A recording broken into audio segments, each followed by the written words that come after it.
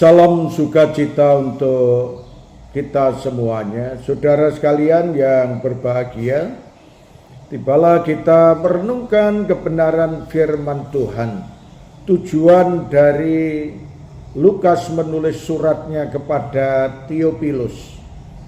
Apa yang dikatakan dalam bacaan kita dari ayat yang ketiga sampai dengan ayat yang keempat, firman Tuhan berkata kepada kita, "Karena itu setelah aku menyelidiki segala peristiwa itu dengan seksama dari asal mulanya, aku mengambil keputusan untuk membukukannya dengan teratur bagimu, supaya engkau dapat mengetahui bahwa segala sesuatu yang diajarkan kepadamu sungguh benar."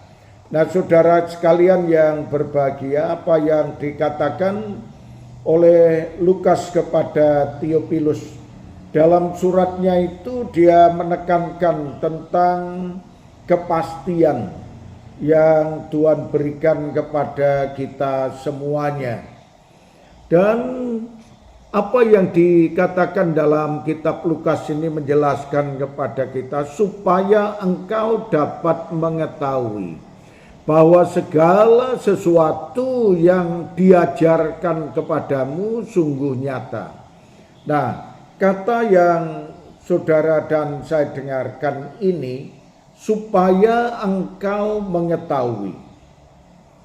Karena kita tahu saudara sekalian, seperti yang lalu kita juga mendengarkan bahwa banyak orang yang mengatakan bahwa ini hanya cerita-cerita, hanya dongeng-dongeng yang tidak nyata. Namun Lukas yang dipakai oleh Tuhan untuk menjelaskan kepada Tuan Theophilus, supaya Tuan Theophilus ini mengetahui bahwa segala sesuatunya yang diajarkan kepada Tuan Theophilus ini nyata. Dan kita juga tahu saudara sekalian, kalau saudara memperhatikan dengan yakin bahwa kata sesungguhnya itu nyata, dalam bahasa aslinya menjelaskan, berarti mengambil makna keamanan dan kepastian yang tidak tergoyahkan. Nah, itulah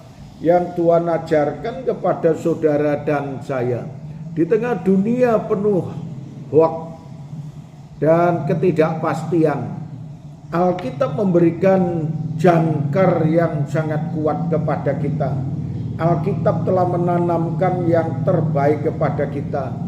Seperti yang tertulis dalam kitab Injil Yohanes pasal yang ke-20 ayat yang ke-31, firman-Nya berkata kepada kita, tetapi semua yang tercantum di sini telah dicatat supaya kamu percaya bahwa Yesuslah Mesias, Anak Allah, dan supaya kamu oleh imanmu memperoleh hidup dalam namanya.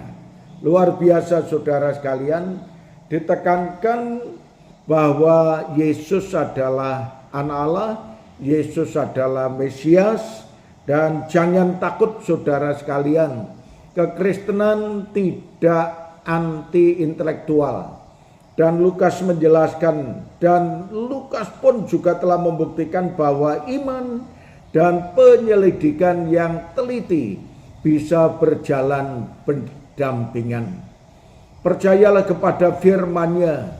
Kita memiliki dasar yang kuat, yaitu Alkitab, untuk dipercayai dan mempercayai bahwa Yesus adalah Tuhan. Keraguan kita harus dibawa kepada firman Tuhan yang sudah teruji itu, supaya saudara dan saya tetap hidup benar dan mengikuti jalan yang benar.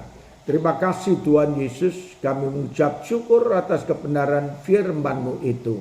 Dalam nama Tuhan Yesus Allah kami yang hidup, kami percayakan doa kami ini di hadapan Engkau. Haleluya.